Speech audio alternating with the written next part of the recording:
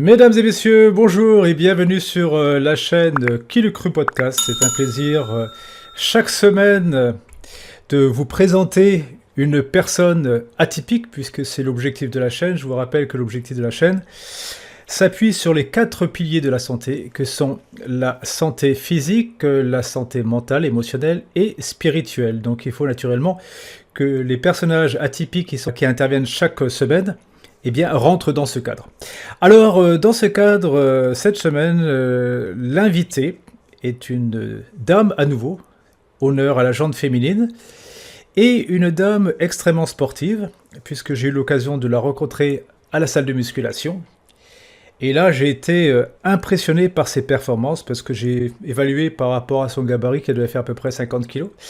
Et là, je l'ai vu faire des squats à 130 kilos, mais des squats parfaits en série de 3-4. Et là, je me suis dit, waouh, là, il y a quelque chose de spécial. Donc, je suis allé la voir, on a un peu discuté. Et c'est là qu'elle m'a dit qu'elle avait été, l'année dernière, championne du monde de développé couché. Voilà, elle s'appelle Lorraine Balbiani. Elle nous vient de Nancy, si je ne me trompe pas, c'est-à-dire vers le nord. Bonjour Lorraine, comment ça va ?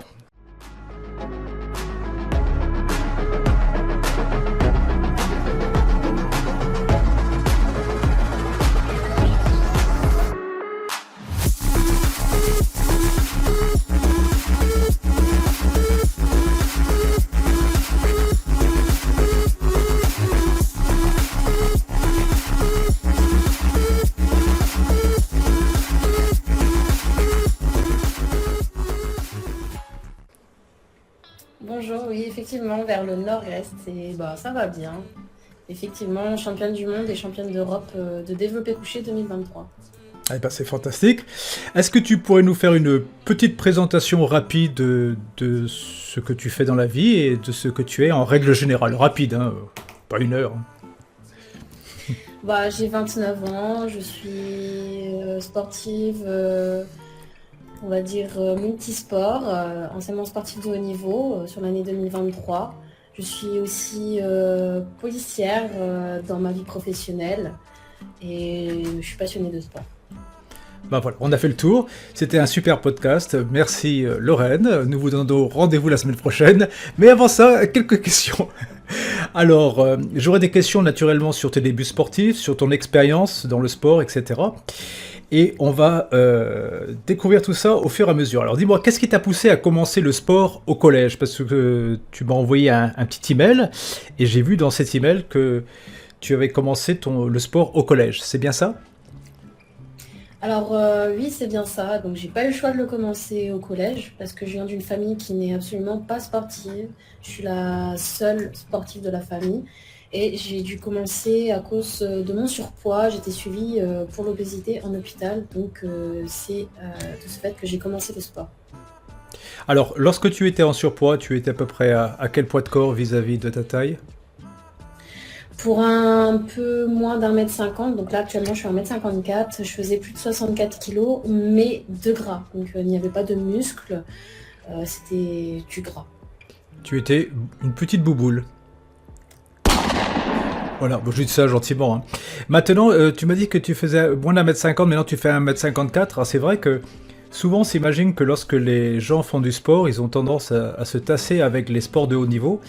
Alors que si un sport est bien pratiqué, au contraire, on a tendance à gagner des centimètres. Et ça avait été d'ailleurs démontré dans un livre qui avait été écrit par un spécialiste du sport à partir du poids de corps. Je ne me souviens plus du titre de ce livre. C'était 101 exercices, il me semble, c'était ça le titre du livre.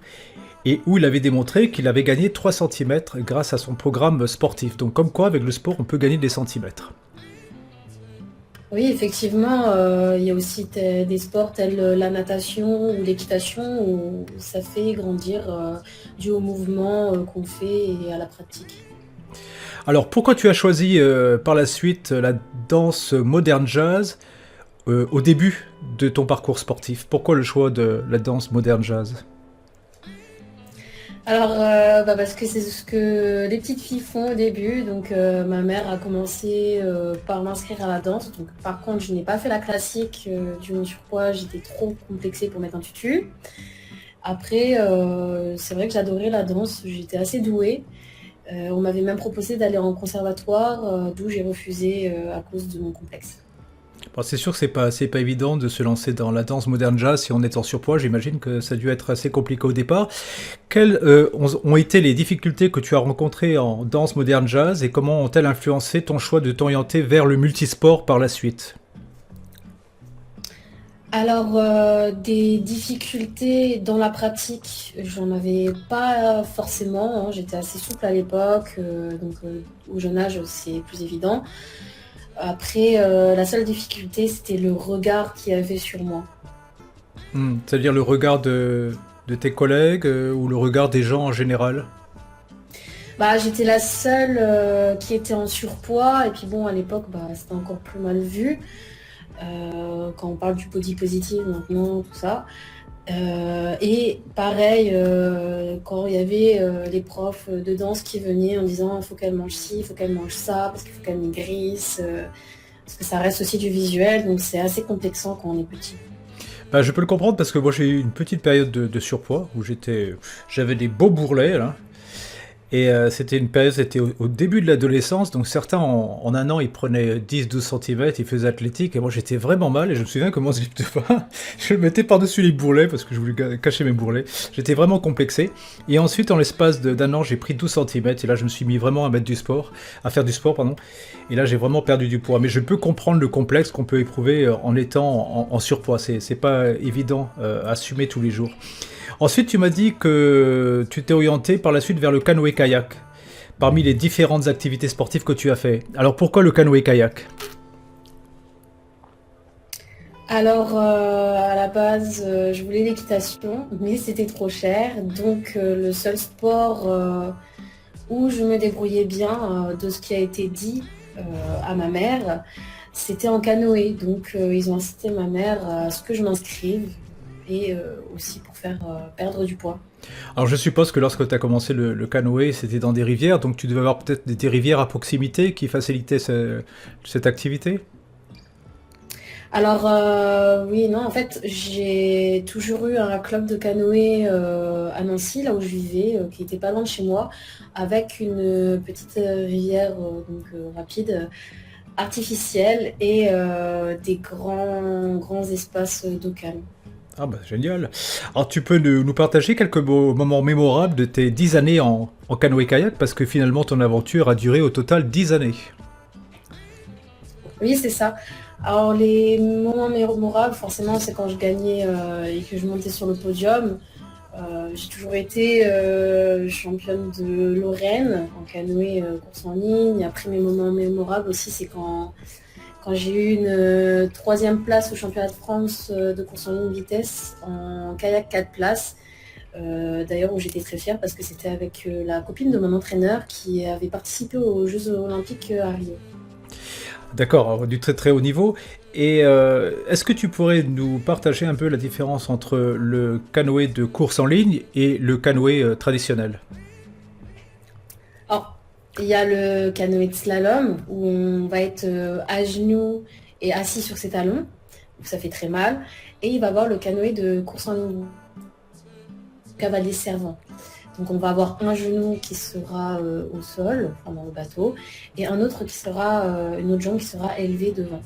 Donc on a le bord des droites et le bord des gauches. Et moi j'étais droitière. Donc j'imagine que ce genre de position pour les articulations c'est relativement stressant parce que si on doit rester pendant 1 heure, 2 heures en appui sur un talon ou bien en appui sur un genou fléchi, ça va pas être évident. Alors oui, au début ça fait assez mal. C'est des muscles aussi que l'on ne se sert pas habituellement. Hmm. C'est assez traumatisant pour les genoux, mais on a tout qui est adapté dans le bateau pour maximiser le confort. D'accord, donc oui, il y a des positions qui font que finalement la position sur le genou n'est pas douloureuse directement, quoi. C'est plutôt la flexion sur la longueur qui est peut-être fatigante. Oui, c'est au niveau du mouvement et musculaire. Après, pour le genou, on a ce qu'on appelle un pouf, donc qui va être à la forme de notre genou pour qu'on soit beaucoup plus confortable. D'accord. Dis-moi, qu'est-ce qui t'a motivé à te spécialiser dans le canoë de course en ligne vis-à-vis de l'autre discipline? Pourquoi cette discipline de course en ligne? Alors, au début, j'adorais tout ce qui était rapide, rivière, eau vive. Mais en grandissant, donc on a plus d'appréhension, de peur. Et j'avais testé donc la course en ligne qui est beaucoup plus cardio, qui est vraiment différent. Et ça m'a plu, donc je me suis orientée vers ça, Finalement, c'était le côté cardio qui t'a attiré davantage vis-à-vis de notre discipline. on va dire. Oui. Alors, comment s'est déroulée ton expérience des sélections pour les équipes de France? Parce que ensuite, tu étais dans l'équipe de France. Alors, comment ça s'est produit tout ça? Alors, j'ai fait des sélections pour rentrer en équipe de France. À mon époque, ça se passait comme tel. On avait 3 épreuves. Une épreuve de course à pied sur 5 km, une épreuve de musculation avec du tirage planche max de reps sur 2 minutes et du développé couché max de reps sur 2 minutes. Et après, on avait une épreuve de bateau qui était un 200 mètres et un 2000 mètres dans la foulée. Tout ça se passait sur 3 jours différents. Sur 3 jours différents. Donc, ça veut dire quand même pour pouvoir intégrer ainsi une équipe de France, il faut quand même déjà à la base avoir une super condition physique générale, quoi. Le canoë en lui-même n'est pas suffisant. Oui, c'est ça. Et puis, bon, il y a beaucoup de monde qui le tente. Ils prennent pas non plus tout le monde. Et en fait, ces 3 épreuves permettaient d'accéder aux pré-pièges, donc les présélections équipe de France. Maintenant, c'est différent. On a les championnats de France élite qui sont faits pour sélectif, tout ça. D'accord. Et qu'est-ce qui a déclenché ta décision de t'orienter vers la force athlétique après tes blessures en canoë-kayak? Parce que la dernière fois, tu m'as dit que tu as eu des blessures. Alors oui, vu que j'aimais beaucoup tout ce qui était marathon en canoë, à force, j'ai eu de l'usure. Donc j'ai eu une grosse tendinite au bras, je ne voulais pas faire d'infiltration, j'avais aussi souvent T'as bien mal fait. au dos. Aussi mon entraîneur, lui, est parti dans le sud. Mhm. Avec tout ça, j'ai décidé de poser la pagaie et de faire une grosse pause et aller en salle de musculation, là où je me suis orientée vers la force. Alors, comment as-tu découvert la force athlétique et pourquoi ce sport a-t-il attiré au départ? Parce que bon, tu aurais très bien pu faire de la musculation comme tout le monde, mais tu t'es orienté vers la force athlétique, c'est-à-dire le powerlifting. Parce que de la musculation, en fait, j'en faisais déjà Mhm. depuis l'âge de 13-14 ans, puisque, en fait, quand on faisait nos entraînements de canoë, on avait aussi des entraînements de course à pied, de musculation, circuit training et tout ça. Donc, en fait, aller simplement en salle de sport commerciale, parce que c'est devenu en effet de mode maintenant, je m'ennuyais. Pour moi, Mhm. c'était déjà du connu. Donc, il me fallait un sport où je trouve un objectif et où je m'amuse. J'avais le choix entre l'haltérophilie, Mhm. qui est pas mal, et la force athlétique. Et j'ai choisi la force athlétique. Alors c'est vrai, ce que je rebondis un peu sur ce que tu viens de dire, c'est vrai que maintenant c'est devenu un peu un effet de mode avec les réseaux sociaux, Instagram, tout le monde a envie de, enfin tout le monde, beaucoup de personnes ont envie de mélanger être musclé, etc. Alors qu'à mon époque, dans les années 80, on n'était pas beaucoup à faire la musculation, et c'est vrai que bah, on sortait carrément du cadre, et parfois les gens avaient du mal à comprendre pourquoi on faisait de la musculation. Et ça a complètement changé, je trouve que c'est positif. Hein, il y a plus de jeunes qui se mettent à faire du sport qu'à fumer de la weed et boire de l'alcool, c'est quand même préférable. Est-ce que tu pourrais nous décrire ta progression et tes premières compétitions en force athlétique? Alors, bon, déjà au niveau du développé couché, hein, il n'y avait pas de surprise. Déjà à 15-16 ans, je soulevais déjà 50 kilos, voire 60 kilos sans les pieds au sol. Là, c'était pas un secret. Après, bon, au squat et au soulevé de terre, j'étais un peu moins forte Mhm. puisque ce n'étaient pas des mouvements que je faisais souvent. Et j'ai commencé dans une autre fédération qui n'était pas la fédération FF Force officielle en GPC, là où j'ai fait de 2018 à peu près 2019-2020. Je suis partie en Slovaquie, en Hongrie pour des championnats du monde, d'Europe dans les 3 mouvements, là où j'étais junior et en moins de 56 kilos de poids de corps. Voilà, donc ce sont quand même des mouvements qui sont complexes, notamment le soulevé de terre et le squat qui demandent une très bonne exécution parce que si on exécute mal ces mouvements, au bout d'un moment, ben, on peut facilement développer des micro-traumatismes. Donc ça a dû être compliqué pour toi au départ de t'adapter un peu à la rigueur de ces mouvements parce qu'en powerlifting, je pense qu'ils sont extrêmement scrupuleux sur la méthode et sur la forme. Alors oui, ils sont scrupuleux au niveau de la descente de la profondeur du squat. Mhm. En soulevé de terre, il faut pas faire d'appui-cuisse, il faut bien déverrouiller les épaules.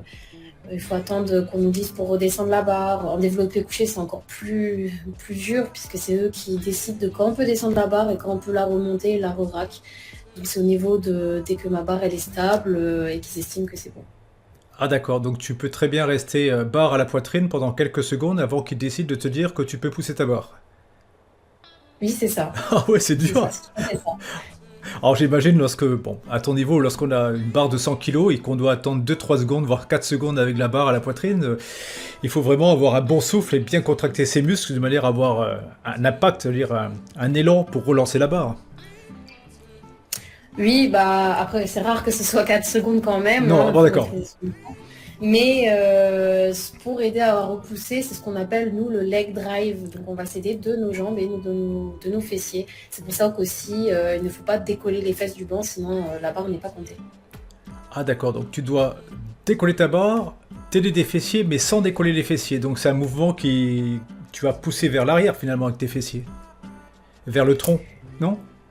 Oui, c'est à peu près ça en fait. On se sert donc beaucoup de nos jambes et le mouvement de poussée va être donc pas vers le plafond, Mhm, sinon on va soulever nos fesses, bien sûr. mais plus vers nous en fait. C'est assez complexe, Euh, c'est euh, très technique. Bah, j'imagine que c'est technique et ça n'entraîne pas des douleurs sacro-lombaires, ce genre de technique qui consiste à pousser, contracter les fessiers et envoyer une force vers le tronc, c'est pas mauvais pour la zone sacro-lombaire? Alors si on parle par exemple du pontage, non, ce n'était pas mauvais si c'est bien fait. Et c'est même moins pire que quand on est dos à plat, y a rien de mauvais en fait. D'accord. Alors dis-moi comment se sont passés tes premiers championnats d'Europe et du monde en force athlétique? Alors, mes premiers championnats d'Europe, donc c'était la Coupe d'Europe de l'Ouest, donc la WEC, dans les trois mouvements qui se sont passés pas très très bien parce que j'ai beaucoup stressé et j'ai pas eu la troisième place à 2,5 kg.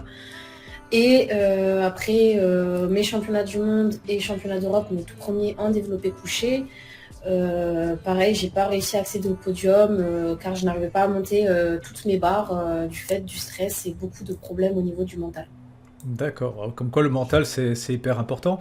Dis-moi quel est ton record de barre par rapport à ton poids de corps? C'est-à-dire que quand tu es en compétition, tu es à combien de poids de corps? 50, 52 kilos? Alors là où j'ai eu, on va dire, mon petit palmarès, j'étais en moins de 52 kilos et maintenant, là, depuis cette année, je passe en moins de 57 kilos parce qu'avec la prise de muscle, c'est de plus en plus dur de rester en moins de 52 kilos. Et puis bon, le corps d'une femme change tout le temps, donc il faut s'adapter, les régimes tout le temps, ce n'est pas bon. C'est-à-dire que maintenant, il va falloir que tu pousses des barres plus lourdes.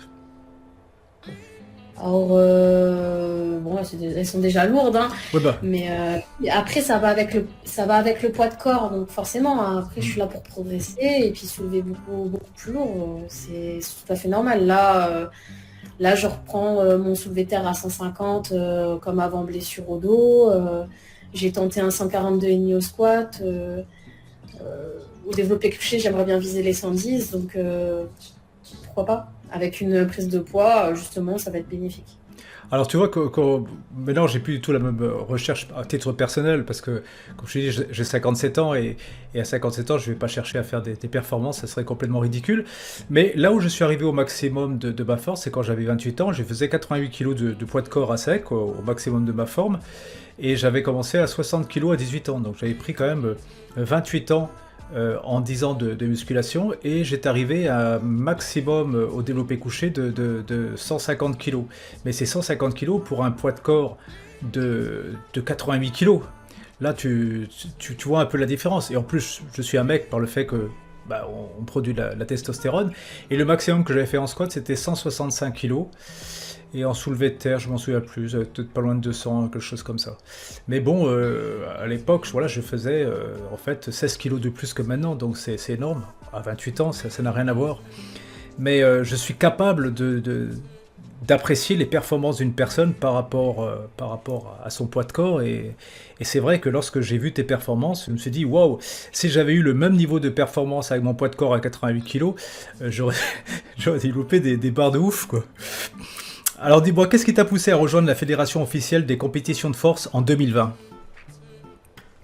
Alors, j'ai plus rejoint la FF Force 2019 où j'ai fait quelques compétitions et ça s'est bien concrétisé en 2020, effectivement.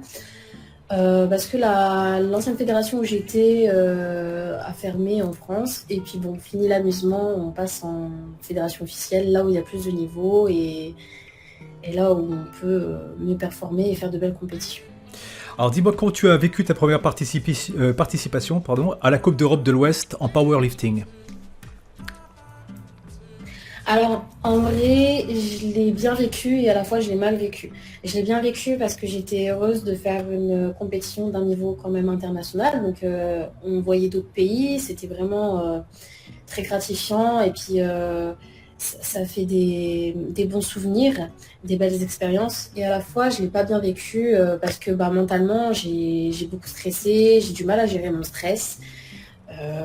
J'ai loupé la troisième place à 2,5 kg sur mon total, à savoir que pourtant j'avais soulevé les barres qui auraient pu me donner cette troisième place, mais elles n'ont pas été validées par petite erreur technique. Est-ce que tu arrives à mieux gérer ton stress maintenant ou c'est toujours problématique pour toi? Alors, c'est toujours problématique, ça part pas comme ça, il y a toujours du bon et du mauvais stress, mais par contre, j'ai appris à le gérer un peu mieux, puisque c'est grâce à ça que j'ai performé sur ma saison 2023. Super. Ensuite, bon, tu as eu ta carrière jusqu'à 2023, on va dire ta carrière de force athlétique. Et puis là, tu m'as dit que maintenant, tu t'orientais vers de nouveaux sports, et notamment vers les sports de combat. Tu peux nous en parler? Alors, les sports de combat, j'en fais déjà depuis plusieurs années, mais avec des pauses. Donc, j'avais déjà commencé le judo quand j'étais au lycée. J'avais fait 2 ans de judo et de self-défense. Puis, j'ai arrêté. Et j'ai repris tout ce qui était boxe, sport de combat, à peu près en 2017, forcément par rapport à mon métier. Et en 2020, je m'y suis remise plus sérieusement, donc tout ce qui est encore judo, boxe anglaise, et maintenant plus axé boxe thaï, un peu de luta, MMA, grappling, ce que j'adore. Surtout Là, tu commences à avoir en fait tous les bagages pour te lancer dans les MMA, la boxe anglaise, le grappling, le judo, la lutte. En fait, tu as tous les caractéristiques pour devenir une pratiquante de MMA. C'est ton objectif?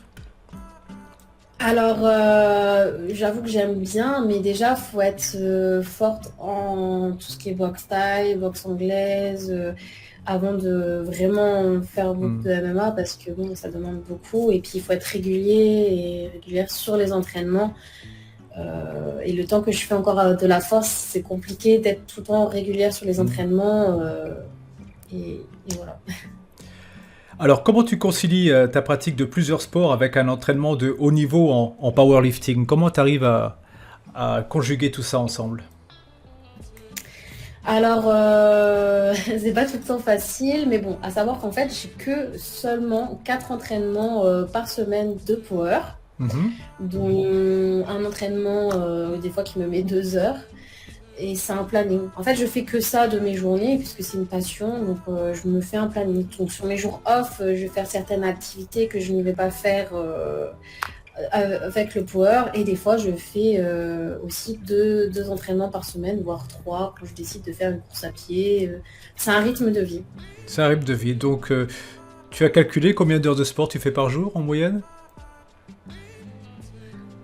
C'est très aléatoire. Il peut y avoir des moments où je peux faire même pas 30 minutes, 1 heure, comme des fois où je peux faire pas loin de 5 heures de sport par jour.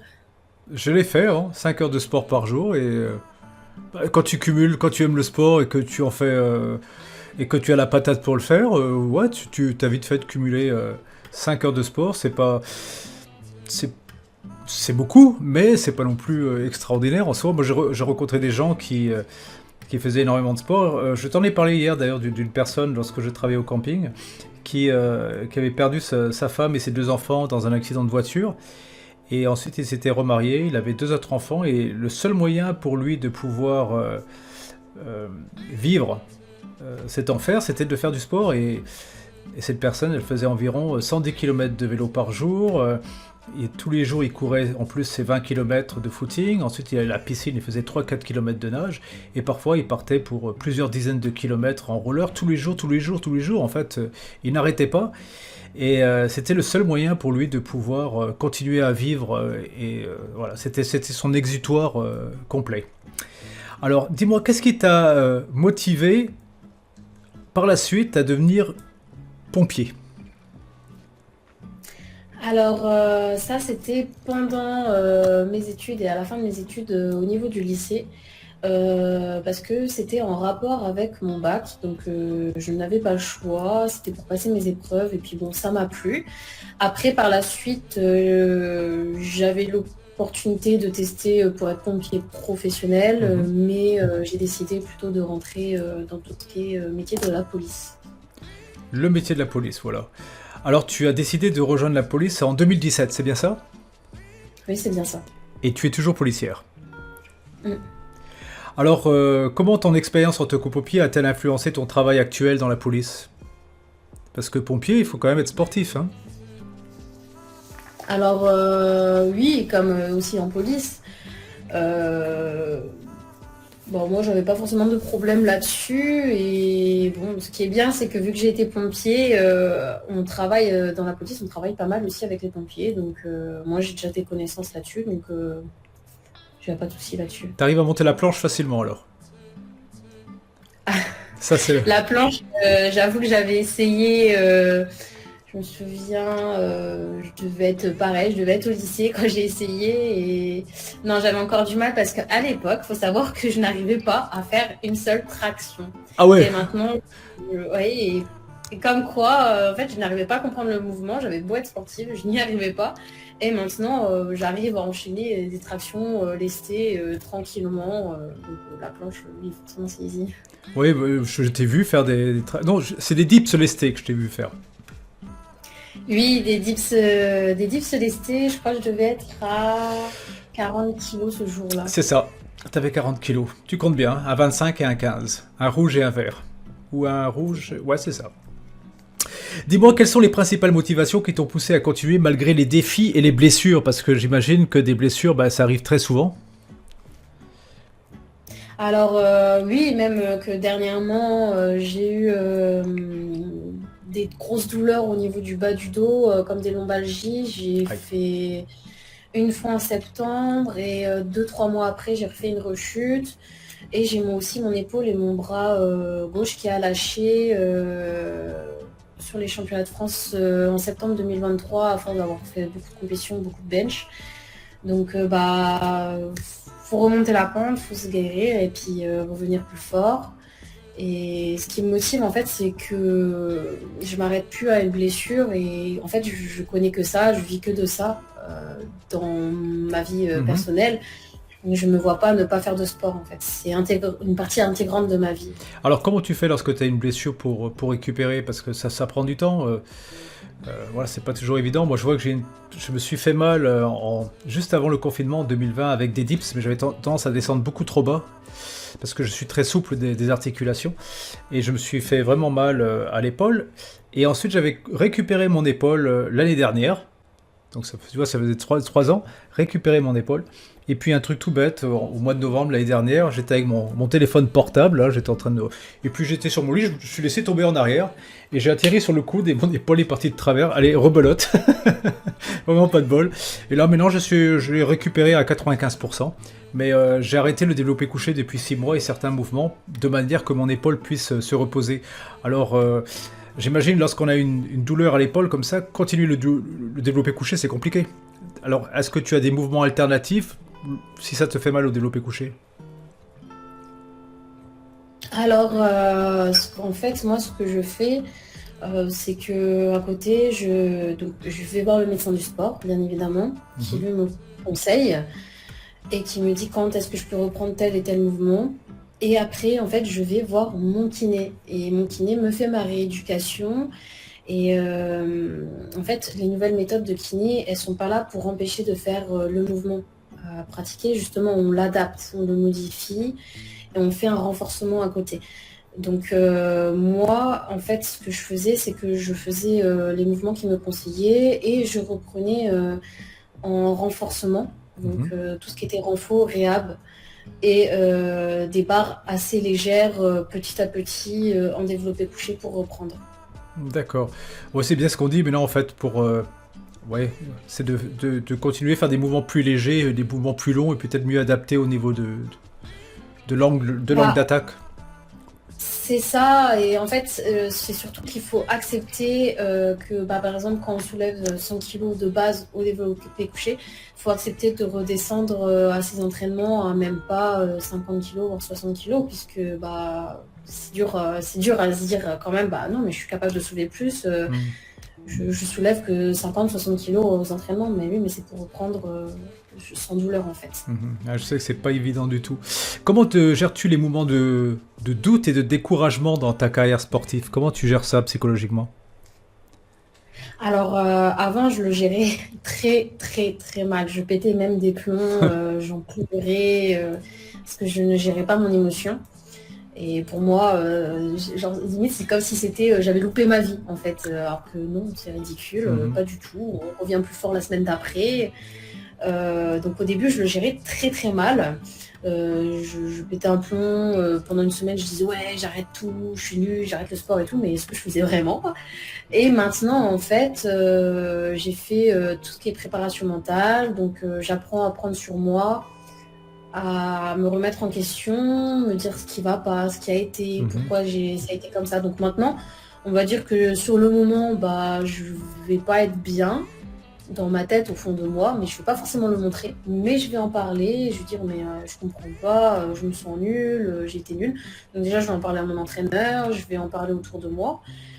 Et après, le lendemain, bah, ça va mieux, je reprends plus fort, en fait. Voilà, bon, bah, c'est bien. Bon, c'est vrai que c'est difficile hein, lorsqu'on a ce genre de défi, parce qu'on a envie d'avancer, on a envie d'aller plus loin, on a envie de faire des performances plus importantes, et puis là, on se retrouve bloqué par son corps qui veut pas suivre. La tête, elle veut y aller, mais le corps n'est plus là. Dis-moi, quel était le plus grand défi que tu as dû surmonter dans ta carrière? Le plus grand défi, euh, je dirais, c'est d'accepter, en fait, c'est pas vraiment un défi, en fait, mais pour moi, si, c'est d'accepter qu'il faut savoir se reposer de temps en temps et, et faire une pause et enfin, tout simplement se reposer, ce que j'ai du mal à faire. Alors, quand tu dois te reposer, qu'est-ce que tu fais? Tu lis, tu scrolles, tu tournes en rond? Je tourne en rond, oui, C'est vrai? effectivement, je tourne en rond. Donc maintenant, je trouve des alternatives, c'est-à-dire je scroll ou je vais juste aller sortir mon cheval au parc, je vais marcher, je suis obligée de garder une activité quand même, c'est la récupération active. Parce que moi, rester dans un canapé ou dans mon lit, je n'aime pas, à moins que je sois prise dans une série, il n'y a pas de souci. Mais sinon, je reste quand même en mouvement, mais je trouve des petites activités tranquilles en fait. Alors là, tu viens de nous parler de ton cheval et j'avais oublié de l'évoquer. Tu fais de l'équitation. Ça fait combien de temps que tu as commencé l'équitation? Puisque c'était ton rêve Alors, d'enfance, hein. c'est ça, c'était mon rêve d'enfant. Donc, j'ai pu commencer l'équitation vers mes 17 ans. Et après, vers mes 18 ans, donc c'est moi qui payais. Donc, je travaillais pour payer tout ce qui était l'équitation. Et en 2017, j'ai eu mon propre cheval d'ailleurs. Donc, oui, c'est sûr que c'est un rêve d'enfant qui se réalise et je peux enfin faire du cheval. C'est vrai que ça coûte très cher, mais, c'est une passion Qui- je peux pas vivre sans non plus. C'est dévorant. Et du cheval, alors, parce que là, j'imagine que t'es pas venu avec ton cheval dans la région du Languedoc-Roussillon et que ton cheval est resté à Nancy. Qui s'occupe de ton cheval à Nancy? C'est un centre équestre? Alors, mon cheval est actuellement dans un centre équestre, donc ils peuvent s'en utiliser. Donc, en échange, bah, moi, je paye un petit peu moins cher la pension. Parce que forcément, avec le travail, le sport de haut niveau, tout ça, j'ai pas forcément le temps de tout le temps aller m'en occuper ou le monter. Et à la fois, j'ai aussi ce qu'on appelle une demi-pension qui s'en occupe gentiment pour moi et de toute façon, qui adore mon cheval. Et je lui fais totalement confiance. Alors, comment il s'appelle le loulou? Alors, il s'appelle Poire Arvag, mais on le surnomme Balou, comme Ah, dans Mowgli. d'accord. Il ressemble à un ours. Alors, alors non, c'est un pur sang américain, mais en fait, c'est dû à sa nonchalance. C'est un peu un mollusque, alors on l'a appelé Balou. Est-ce que tu as fait des compétitions avec Balou? Oui, oui, oui, j'ai fait beaucoup de concours avec Balou. Là, en ce moment, j'en fais plus énormément parce que j'ai pas trop le temps. J'ai fait énormément de CSO, donc concours de saut d'obstacles. J'adore aussi le dressage. Et j'ai fait un ou deux CCE, donc concours d'équitation complet. Donc on a du dressage, du saut et l'épreuve de crosse. D'accord, ok. Ah oui, c'est complet, ouais. Le dressage, c'est... Alors, le dressage, tu le fais au sol aussi parfois ou tu dois monter ton cheval? Parce qu'on va pas faire le dressage au sol, où il y a des indications qui sont données au cheval, avec le dresseur qui est au sol, ou parfois il y a le dresseur qui est sur le cheval et qui doit lui faire des démarches spéciales. Enfin, je m'y connais pas, hein, je suis pas un pro de l'équitation. Alors, quand on parle de concours de dressage, donc on est sur le cheval. D'ailleurs, les JO approchent, donc vous pourrez voir les concours de dressage. C'est intéressant à regarder, c'est très joli d'ailleurs. Bien sûr, je suis pas à ce niveau. Et quand on est au sol, en fait, c'est ce qu'on appelle aussi plus l'éthologie. Donc oui, j'en ai déjà fait un petit peu, mais pas en concours, donc avec mon cheval. Après, l'éthologie, ça permet d'avoir une très bonne complicité avec son cheval. D'accord. Et il l'utilise souvent dans les écoles de cirque. Oui, bon après les écoles de cirque c'est un petit peu différent, Hmm. mais oui, ils font aussi pas mal de travail en main. Alors, on va quitter un peu le monde de l'équitation, parce que on était dans le kayak, dans l'équitation. On va retourner dans le powerlifting.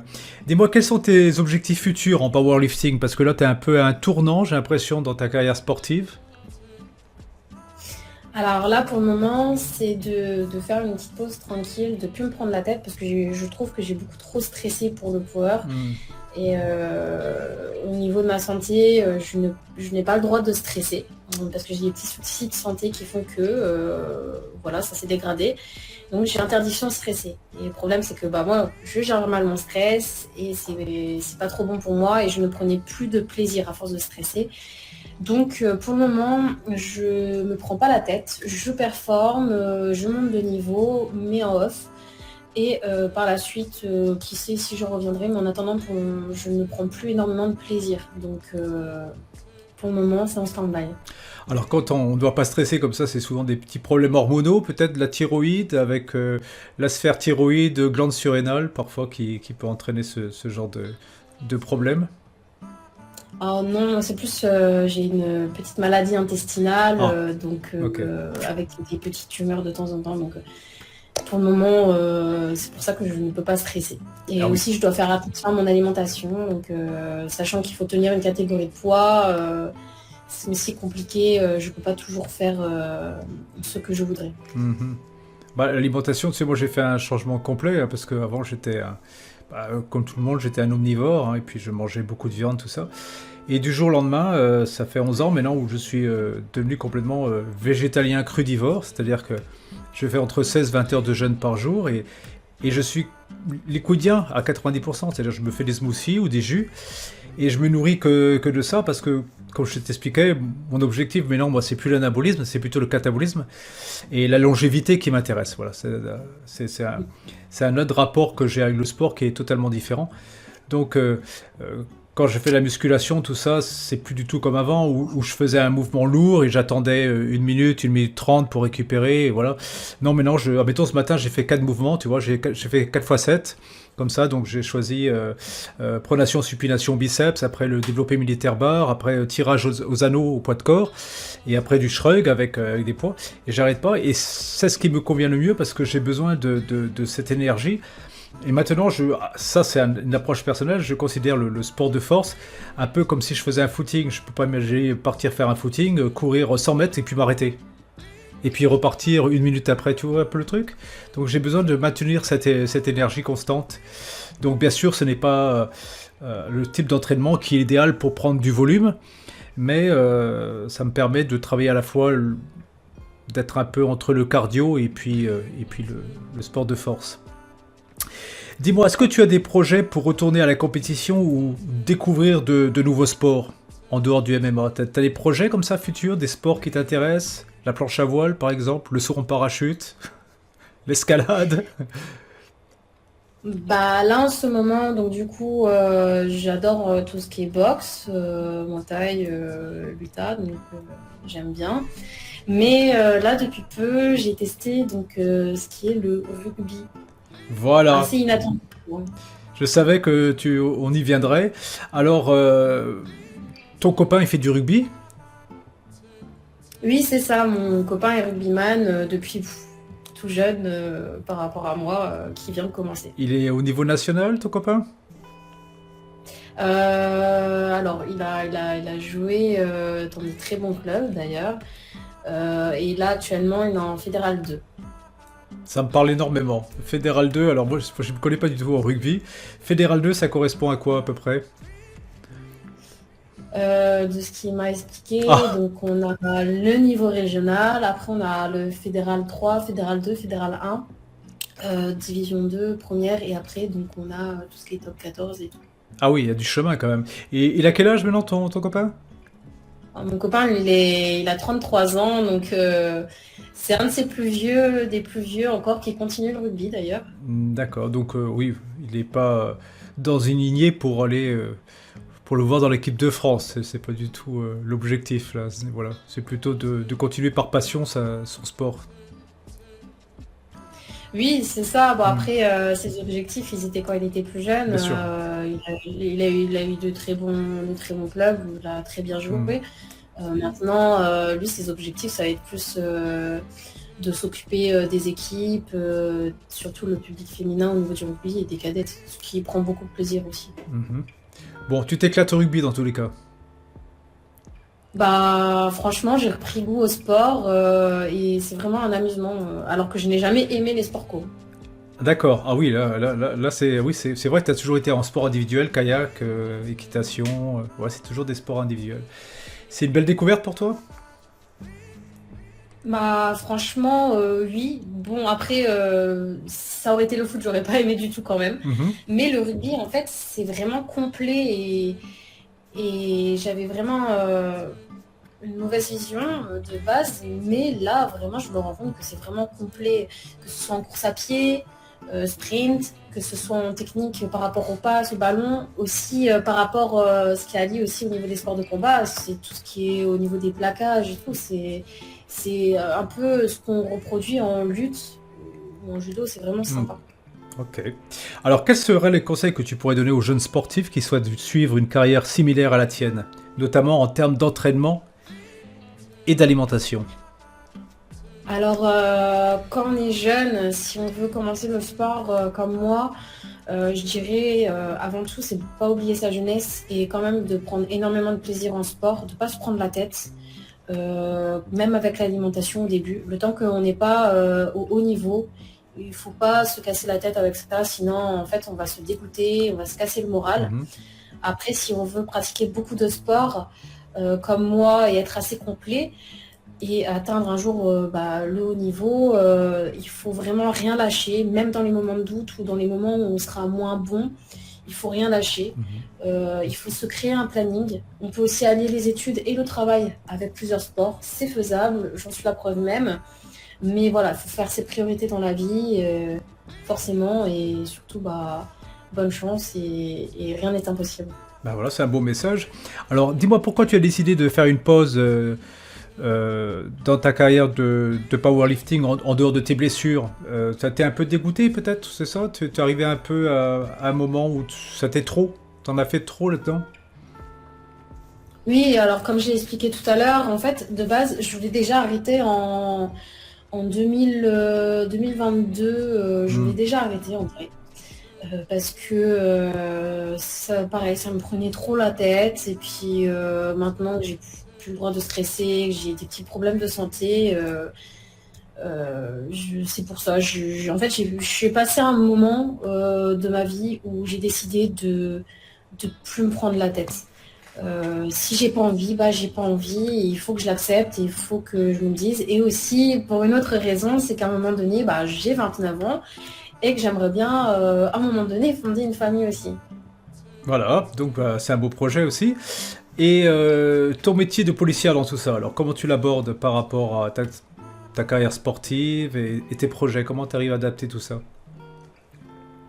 Alors, c'est pas toujours facile, surtout du fait que je travaille de nuit. Donc, au niveau de la récupération, Ouais. moi, c'est beaucoup plus compliqué que les autres parce que bah, je n'ai pas un sommeil qui est récupérateur comme eux. Parce que moi, je vais dormir sur le matin Aïe. et le meilleur sommeil, c'est la nuit. Donc, c'est assez compliqué parce que si je veux faire ma journée d'entraînement, donc je vais rentrer à 6 heures du matin, je vais dormir 4-5 heures, pas plus, et je vais enchaîner le travail juste après mes entraînements. Donc je me lève vers midi, je m'entraîne et je retourne au travail. Ah, c'est compliqué, donc t'as pas beaucoup d'heures de sommeil finalement. Non, après, je suis pas une grosse dormeuse, mais bon, je sais que mes performances sont assez réduites à cause de ça. Ah bah c'est logique. En fait, il a été prouvé scientifiquement que c'est à partir, c'était les études, enfin les recherches du professeur Fourtillan, qui a démontré qu'à partir de 10 heures du soir, qu'importe où tu sois sur la planète, à partir de 10 heures du soir, ton corps va sécréter une hormone pour te préparer au sommeil, qui est la valentonine, c'est ça. Et ensuite, à 6 heures du matin, il va sécréter une autre hormone qui s'appelle la 6-MH, 6-méthoxyharmalan, qui elle te prépare à l'éveil.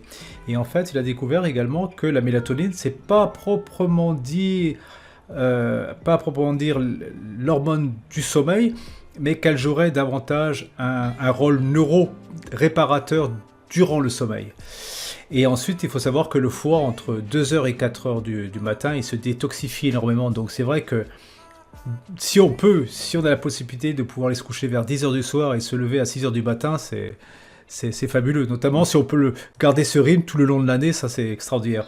Mais maintenant, dans notre société, c'est un peu compliqué. C'est vrai que les anciens, avant, il n'y avait pas les écrans, il n'y avait pas l'électricité, etc. Donc ils se couchaient normalement avec la tombée de la nuit et puis ils se levaient avec le lever du soleil. Donc ils étaient beaucoup mieux régulés que nous actuellement. Voilà, écoute, c'était super sympa de te rencontrer et de connaître un peu ta carrière. Voilà, j'ai trouvé ça quand même assez fabuleux. Est-ce que tu aurais un mot de la fin pour tous les auditeurs? Bah, je l'ai déjà dit dans la dernière question, c'est valable pour tout le monde. Et faites ce que vous avez envie de faire. Et si un jour vous voulez vous donner l'objectif d'être champion du monde, et bah, ne vous mettez pas de barrière et puis donnez-le vous. Tout est possible, je le redis. Et en tout cas, que ça fait plaisir de faire un podcast avec toi et des très bonnes questions. Parce que je suis assez timide de base, je ne parle pas de tout ça, donc ça fait vraiment plaisir. Oui, tu m'en avais parlé, tu m'as dit je suis très timide, et puis ton copain il est arrivé, ouais, ça lui ferait du bien. Je dis, c'est pas. Bon, l'objectif de mon podcast, c'est de mettre en valeur mes invités. Hein. Je ne suis pas un journaliste payé pour casser les gens qui reçoivent sur un plateau, hein, on l'a vu souvent. D'ailleurs, je supporte pas ça. Mais l'objectif, non, c'était tout simplement de découvrir tes aspirations dans la vie. Et finalement, le grand message, ce serait que qu'importe le regard des autres, le plus important, c'est d'être en adéquation avec soi-même et de construire son chemin de vie tel qu'on l'entend, non pas par rapport à des paramètres qui sont imposés par les autres, mais être surtout en adéquation avec soi-même, quoi. Savoir suivre un peu son chemin de rêve, c'est ça le plus important. Oui, c'est ça, il faut pas écouter les autres. Par exemple, quand j'étais en canoë, moi, un jour, on m'a déjà dit, bah, tu n'auras pas le niveau, tu seras jamais en équipe de France. Alors oui, j'ai jamais été en équipe de France, mais j'ai quand même tenté 3 ans de suite les sélections pour rentrer en équipe de France. Et on me disait, bah, tu seras jamais championne du monde ou quoi que ce soit. Bah, je l'ai été. Donc, en fait, il faut s'écouter soi. Parce qu'en fait, il n'y a que nous qui pouvons nous donner nos limites et nos objectifs, tout simplement. Mesdames et messieurs, je vous donne rendez-vous pour le prochain podcast. Là, j'étais un peu endormi aujourd'hui, hein, parce que j'ai fait beaucoup de sport. J'ai fait beaucoup de sport ce matin. Après, je suis allé à la plage. Et puis depuis, j'étais en train de travailler mon dossier de fin d'études que j'ai fini, là, de nutritionniste. Donc là, je vais l'envoyer tout à l'heure. C'est déjà une autre période de ma vie qui s'arrête, là. Ça fait un an que j'étais à fond sur ma formation de nutritionniste. Donc là, j'arrive au bout. Et puis parallèlement, j'ai fait une autre formation que j'ai finie aussi, celle de formateur. Donc j'ai eu un bon score. Et puis là, je vais pouvoir tourner la page et aller vers autre chose. Voilà, on a tous, tu vois, des passages et des difficultés dans la vie. Mais c'est vrai qu'aujourd'hui, je suis pas très très réveillé. Et c'était un peu dur sur toute la journée. Mais bon, parfois, il faut s'y mettre, comme tu dis, hein. Voilà, messieurs, dames, merci à tous et à toutes. Et ciao, ciao. C'était donc Lorraine Balbiani, la championne de développé couché. Ciao, ciao, merci.